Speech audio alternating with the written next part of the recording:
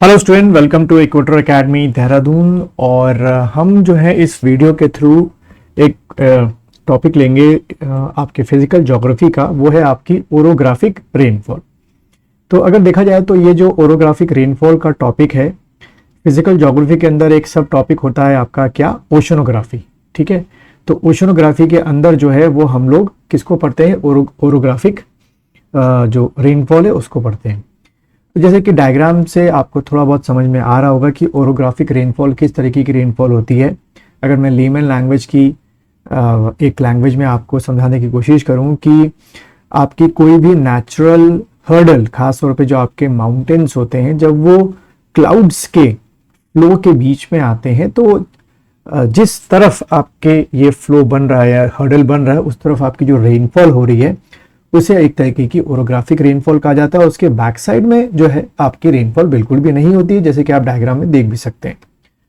तो अगर हम लोग इसको थोड़ा सा टेक्स्ट की फॉर्म में देखें तो किस तरीके से है, orographic rainfall occurs due to ascent of air force by mountain barrier. ठीक है, जरूरी है कि उस एयर में क्या होना चाहिए, आपका मॉइस्चर, क्लाउड्स और ये सब चीजें आपकी होनी जरूरी है, वरना ऐसे कोई आपकी उधर की साइड में बारिश या प्रेसिपिटेशन नहीं होगा।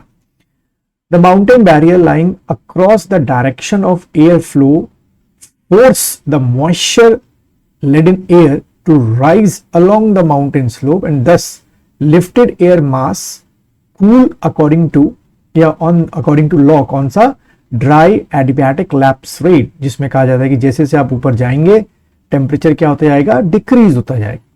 The ascending air mass becomes saturated and after reaching certain height and condensation begins around hygroscopic nuclei. ठीक है, इसका मीन्स ये है कि अगर ऐसे माउंटेन है आपके, ठीक है, और ये आपकी एयर धीरे धीरे ऊपर की ओर जा रही है, इस एयर में क्या है, मॉइस्चर है, तो न्यूक्लियाई के चारों ओर क्या होता जाएगा, ये मॉइस्चर धीरे धीरे होकर इकट्ठा होता जाएगा एंड क्लाउड्स फॉर्मेशन तरीके की शुरू हो जाएगी।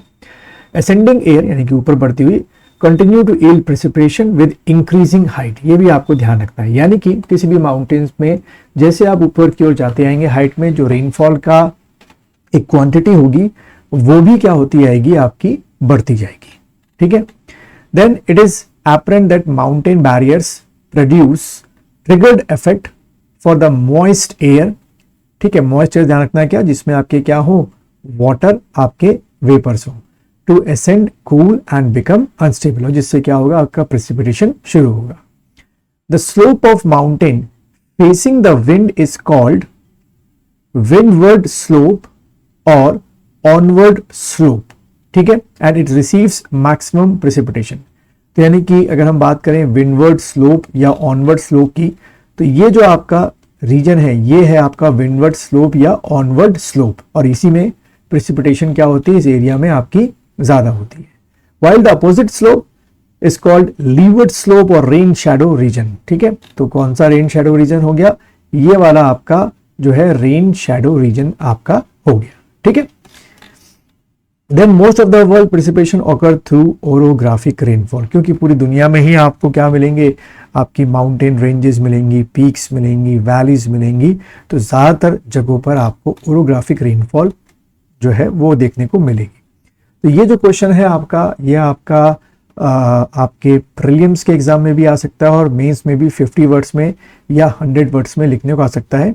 अगर मैं मेंस की बात करूं तो अभी इसका और भी कंटेंट है जो कि मैंने अपने ऐप पर रखा है या लाइव क्लासेस में मैं पढ़ाता हूं, तो आप अगर चाहें तो लाइव क्लास ज्वाइन कर सकते हैं।